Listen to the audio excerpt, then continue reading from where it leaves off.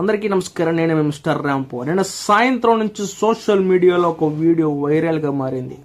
ఆ వీడియో మీ అందరికీ తెలిసిన విషయమే. టీవీ ఛానల్స్, యూట్యూబ్ ఛానల్స్ అన్నిట్లో బాగా సర్క్యులేట్ చేస్తున్నారు. వైసీపీ వాళ్ళైతే ఇంకా చాలా అగ్రెసివ్గా సర్క్యులేట్ చేస్తున్నారు.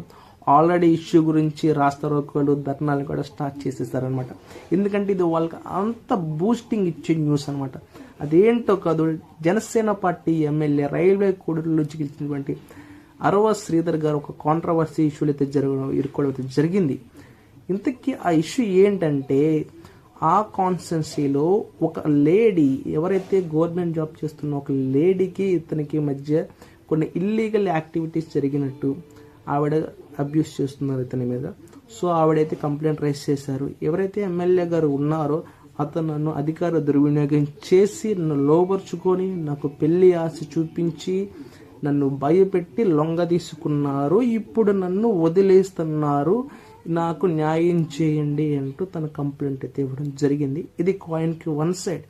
నిజంగా తన అధికార దుర్వినియోగం చేసి ఆ అమ్మాయిని లొంగ తీసుకున్నాడా, లేకపోతే ఇద్దరు మ్యూచువల్ అండర్స్టాండింగ్తో ఇంత దూరం వచ్చారు, తర్వాత ఇద్దరికి ఎక్కడో చెడింది కాబట్టి మళ్ళీ విడిపోయి ఇప్పుడు ఎట్లా మాట్లాడుతున్నారు అనేది మీరు నేను డిసైడ్ చేసేది కాదు. దానికి ఒక కోర్టు, కొన్ని ఎంక్వైరీస్, ఒక లీగల్ బాడీ అయితే ఉంటుంది. సో ఎవరు ఇప్పుడే ఆవేశంగా ఏ నిర్ణయాలు పాస్ చేయొద్దు, వెయిట్ చేయండి.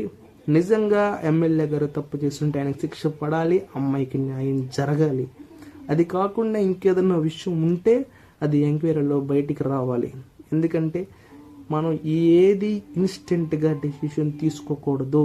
తీసుకుంటే అది ఇవాళ మనం కరెక్ట్ అనుకున్నది రేపు రాంగ్ అవ్వచ్చు. కానీ రేపు రాంగ్ అయినా కానీ నష్టం మనకు తెలియకుండా దానికి మనం కూడా కారణం అవుతాము.